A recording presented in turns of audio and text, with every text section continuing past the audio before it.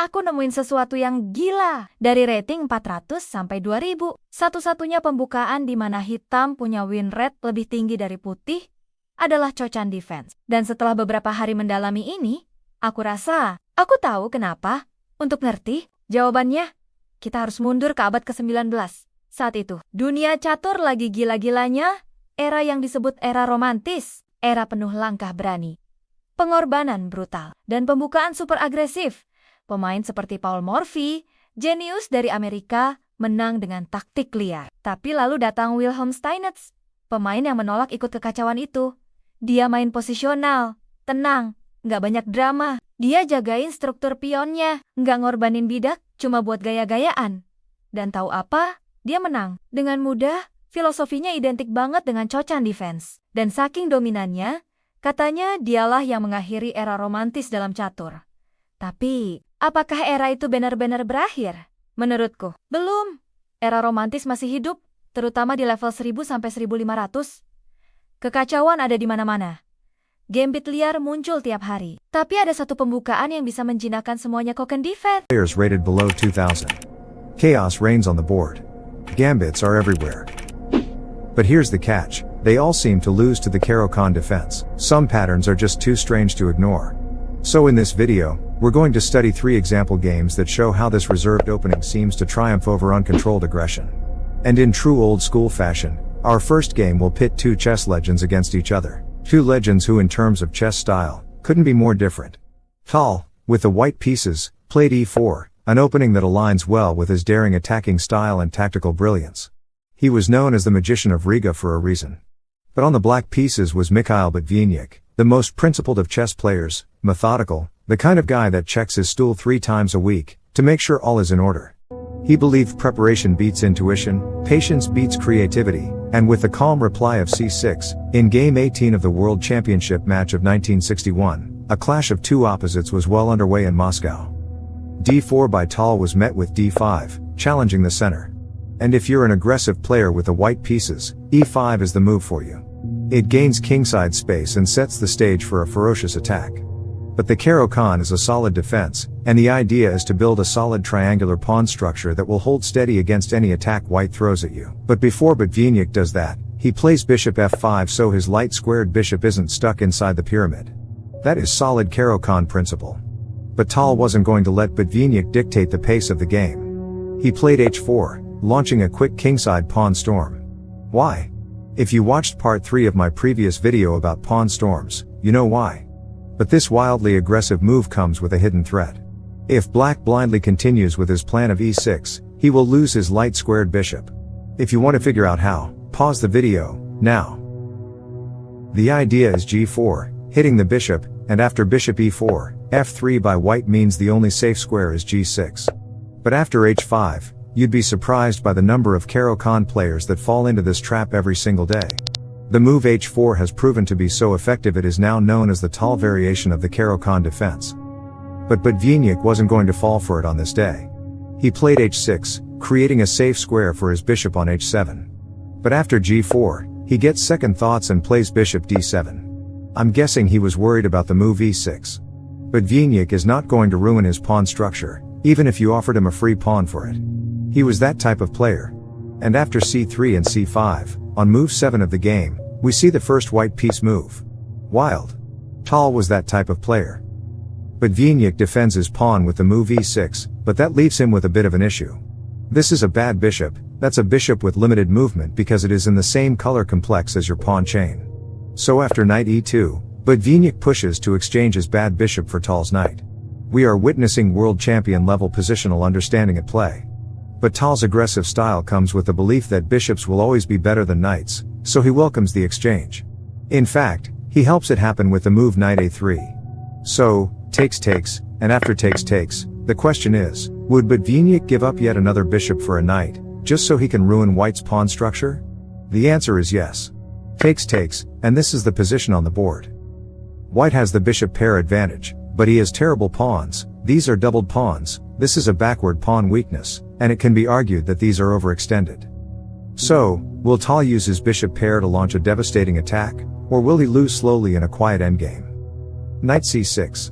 Black immediately attacks white's pawn weakness. Bishop e3 protects, and queen a5 check eyes another one of white's multiple pawn weaknesses. But he is not in a hurry to capture it. This is the opening, and Botvinnik is developing his pieces. I personally would be all over that pawn, but Botvinnik is as principled as they come. Tal plays rook b1, attacking black's pawn, but instead of going for complications, Botvinnik calmly plays rook b8, protecting his b7 pawn. Chaos is the last thing you want as a Caro-Kann player, especially if your opponent is Mikhail Tal. Bishop h3 is played, creating a square for the king to occupy and be in some form of pseudo-castled position. Here, you would think the next move for a principled player like Botvinnik is to castle and ensure his king's safety, but in some positions, the king might be safer in the center than on the king side. This is one of those positions. Because as soon as Botvinnik castles, the pawns, the rooks, the bishops, and the queen will descend mercilessly upon black's king. Tal is praying for the move castles, and Botvinnik knows it. So he continues to tickle Tal's weak spots by playing queen a4, attacking the d4 pawn. After rook d1, protecting, black captures on a3, and he is now a pawn up, which to Botvinnik is enough of an advantage to take to the endgame. So after king g2, Botvinnik plays queen a6, asking for a queen trade, and Tal obliges. Takes, and Tal advances his kingside pawns. The attacking idea remains the same, so Botvinnik intelligently places his king on d7, an endgame principle. If the queens are off the board, and there is no risk of getting mated, the king is much better placed in the center than in the corner. Because in an endgame, the time your king takes to get in on the action will likely be the difference between a win, draw, or a loss. Sometimes it comes down to one move. You would know that, if any of your games ever made it to the endgame.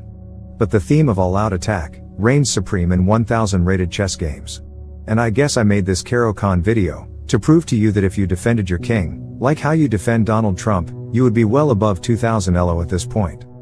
Anyway, white plays rook b1, challenging black's control of the b file. But if Tal wants to trade rooks, thank you for fixing my doubled pawns. Tal, who I bet is fuming at Botvinnik's attention to minor details, and conservative style in general, advances his king to aid these pawns in the attack. Botvinnik, on the other hand, is in pure positional mode. He notices that his two knights are somewhat superfluous. What does that word mean? Comment below if you've been studying a lot of chess, and I will pin it for everyone to see. Anyway, Botvinnik identifies the square c4 as a beautiful outpost for the knight and plays knight a5. White responds by exchanging rooks, fixing black's pawns in the process, and then playing f4. This is not the middle game position Tal had in mind coming into this World Championship game. And knight c4 is how Botvinnik shows us the superiority of the knight over the bishop in these static positions. Bishop c1 is played, and knight c6 attacks white's pawn on c4. How would you defend it? There is only one logical move. The rook is now stuck protecting the c4 weakness. And here is a quick positional trick to use in your games. If you ever have a 3-point piece holding down a 5-point piece in a standoff, you are essentially 2 points of material ahead of your opponent, and you should be looking to use your temporary material superiority to your advantage. I personally would be pushing these pawns forward, looking to create an extra problem for white to deal with, but Botvinnik opts for knight before, luring this pawn to capture. a3 places the pawn under the protection of the bishop, but knight a2 seeks to trade that bishop immediately. f5, takes, but black has to be careful here. This is not a free pawn. That's because knight takes a3 will be met by rook a1, knight c4, and all of a sudden, white's rook infiltrates and gets ready to cause all sorts of problems on these two ranks. That's how easily a win can slip away in a game of chess. But Botvinnik is not the type to succumb to greed. He simply played b5, and this is a dream position for every Caro-Kann player. The game is not decided by a huge explosive attack but by a cold and calm exploitation of all your opponent's minute mistakes. Tal plays rook a1, protecting his pawn, but do you remember the positional trick I told you about? It is in Botvinnik's interest to keep this knight and rook standoff, and he does just that. King e7 shifts focus to the king side, where this measly bishop is set to go toe-to-toe with this monster of a piece. Why does the Caro-Kann have the highest win rate, you ask? Imagine unleashing this level of detail-oriented psychopathy on your fellow 1200s. You are going straight to hell. King f4 is followed by rook c8, after which g5 initiates a series of captures. Rook c6 is played by Botvinnik, daring any piece to enter the 6th rank. King back to f4, Tal at this point is fuming on the inside. And after rook h6 and bishop g4, protecting the h5 pawn, but Botvinnik won't make the mistake of tying down his 5-point rook to a 3-point bishop. He opts out of the pawn debate, but his destination square means that white can now free his rook. Rook c1, and this pawn cannot be captured, the rook would be hanging. So, after 40 moves of solid and principled chess, Botvinnik decides to play for a trick, f6. And an already frustrated Tal falls for it. Pawn takes, and then knight takes e5, is a huge blow to white. Surprisingly, neither of these two pieces are hanging. The rook is protected by the knight, and the knight cannot be captured, because this rook is hanging. Black is 2 clean pawns ahead in an endgame. At GM level, this is game over. Tal plays a few more moves and then puts an end to his misery. He resigned, and in the following days went on to lose the World Championship title to Botvinnik. A brilliant portrayal of the strength of the Caro-Kann defense at the elite level. But how does the Caro-Kann fare at lower levels? e4 c6, and f4 is on the board. This 2100 rated Lichess player has turned to aggression as early as move 2, but in pure Caro-Kann spirit, his opponent, who I hope is doing okay wherever he is, replies with d5, an instant strike at the center. e5 is played by white, bypassing the central conflict and marching his pawn straight toward black's king. The Caro-Kann defense is in for a tough test in this game, but after knight h6, it seems it is in the hands of an expert. Every time there is a pawn on f4, or something shielding the view of this dark squared bishop, this route becomes an option for developing the knight. Knight f3 is met by bishop g4, moving the bishop out in preparation for e6, which, after the weird move d3, is played completing the triangle of pawns. This is the strongest shape in nature. There's a reason why the pyramids are still standing today. It's basic high school physics. I could teach you, but I don't want to alienate my fellow South African viewers.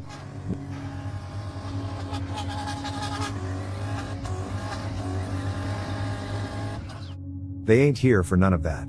Anyway, white plays a move on the queenside because black's grip on these two squares has put his kingside dreams to a complete halt. After knight f5 and bishop e2, queen b6 is played by black, eyeing all the dark squares in white's camp. Simple development, and a solid pawn structure, black is putting on a Caro-Kann masterclass. After the move d4, the engine gives a minus 1.3 advantage for black. It's gone through thousands of variations and moves into the future to come up with that evaluation, but as a human being, how can you evaluate which side is better in a particular chess position? Well, you have something that the computer doesn't, feel. Or should I say, intuition. In this position, everything seems equal except for these two pieces. This is white's bad bishop. It has virtually no movement because it's stuck in the same color complex as its pawns. This is black's bad bishop, but the difference is that it's outside the pawn chain and is of more use than its white counterpart. By virtue of that, with just one glance at the position, you can feel that black is better without calculating numerous lines. What's the average lifespan of a stand-up comedian in North Korea? I don't know, but I have a feeling about it. That's that high-level intuition. The human brain is awesome. And so is the move c5 in this position. It seeks to undermine white's pawn structure but also sets up a sneaky trap. And white falls for it. All black has to do is eliminate this defender, and this pawn is up for grabs. A series of captures occurs, after which bishop takes f3, leaves white's pawn undefended. But white still has to be careful here. It's easy to go from a bad position to totally lost in just one move. Bishop d1 is correct, black develops his bishop, and after knight c3 and castles, he is a clear pawn up, with more developed pieces and an active rook. White can feel the game slipping away, so he decides to lash out with g4, hoping to create some kingside chaos and rely on his bishop pair to prove superior to black's knights. But knight c6 leaves white with a difficult question. Where to put the king? Castling deflects this rook and defeats the purpose of the pawn storm. Also, it loses immediately to knight c2. A discovered check that will capture a free rook on the next move.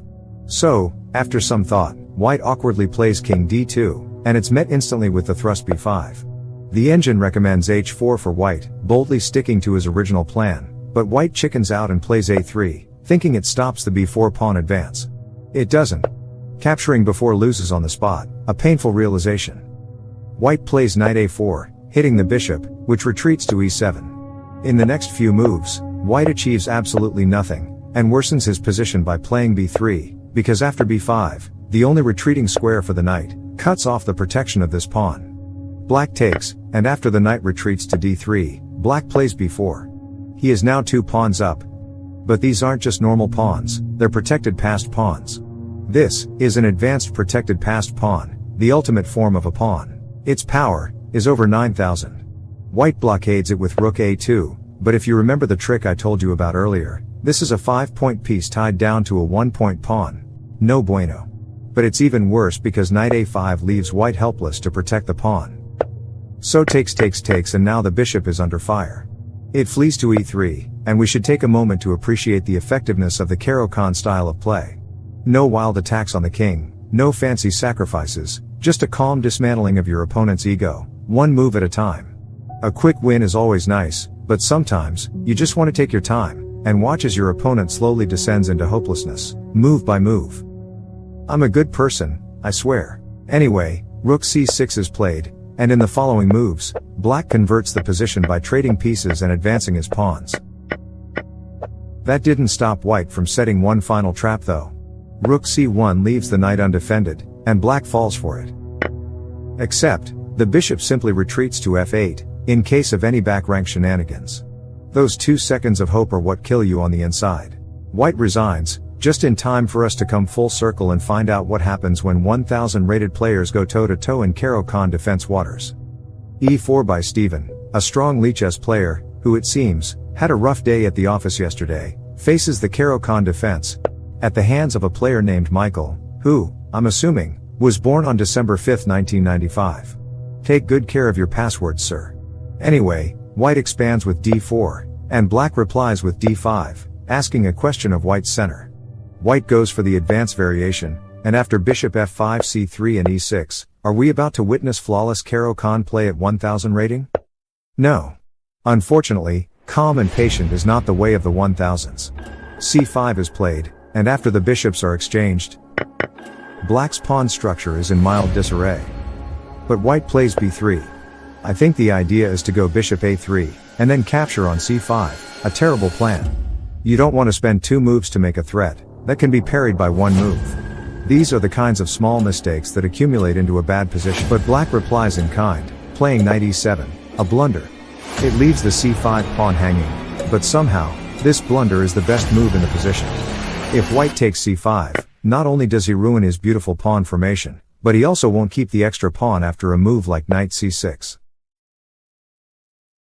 Knight e7 is a 2500 level move. These 1000s are out of control. White develops a knight preparing to castle, and black plays yet another engine recommended move. But after bishop e3, the move f6, brings us back to 1000 elo land. I wouldn't be looking to open the center, if I had an uncastled king like this one. That's how you get mated on move 9. But takes is met by castling, and after bishop d6, it looks like black's king will be safe after all, but at the expense of a pawn. A pawn which white doesn't capture, due to circumstances beyond his control. Black takes the chance to trade it. And surely now, he will castle and bring his king to safety. No. Bishop c7 first, because, at 1000 elo, the queen belongs on d6, aiming at the h2 square, drooling, waiting for the knight to move. White sees through this plan and plays g3, defending against a threat that hasn't even been made yet. So black castles and goes back to the drawing board. But why am I analyzing such a terrible game, you ask? The truth is, the Caro-Kann is not an easy opening to master. Don't be fooled by how easy the previous Caro-Kann players made it look.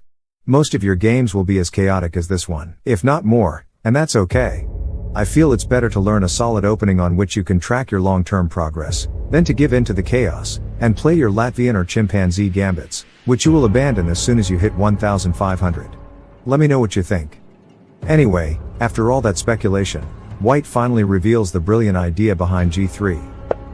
Knight h4 offers a trade of knights, takes and instead of capturing the pawn with the queen, which I think would have worked marvelously, black makes his intentions obvious by playing queen d6. Even my little brother with the IQ of a dead baboon, can see these 2 pieces are up to no good. f4 is played instantly, but black has one more trick left in the tank. h6, knight d2 and g5, enticing white with a free pawn. Takes is the kind of happiness only a dirty chess player is familiar with. Queen takes h2, brings us to the end of my attempt to introduce you to a different style of play. If you find it interesting, this is where you can start your Caro-Kann journey. You can also join my Patreon, where I will be posting my Caro-Kann speedrun early next week. Take care of your pets, and see you on the other side.